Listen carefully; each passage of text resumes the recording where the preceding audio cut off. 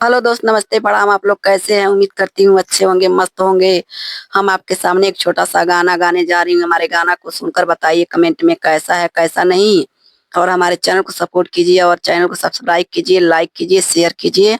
सबका नमस्कार। आपके सामने एक छोटा सा गाना गाने जा रही हूँ। धन्यवाद। सुनकर हमारे गाना को बताइए। हमें जनाती गुरु घर आई है रामा, मैं जनाती गुरु घर आई है रामा। जीवन बनाते अपने हाथ से, गुरु के चरण मिलेला बड़ी भागी से। गुरु के चरण मिलेला बड़ी। जहाँ मैं जनाती गुरु घर आई है रामा। जहाँ मैं जनाती गुरु घर आई है रामा।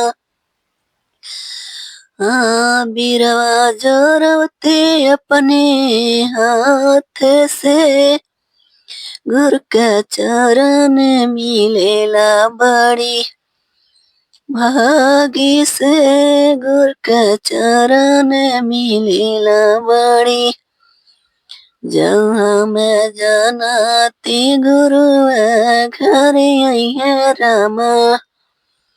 जहाँ मैं जनाती गुरु घर आई है रामा।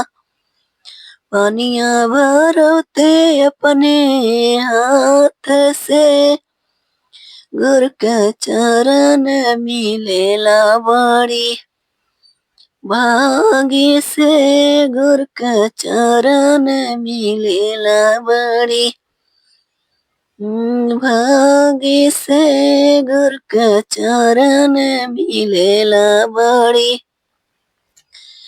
जहाँ जनाती गुरु घर आई है रामा।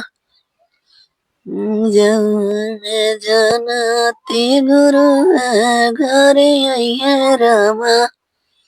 से जिया लगती अपने हाथ से, गुरु का चरण मिलेला बड़ी भागी से।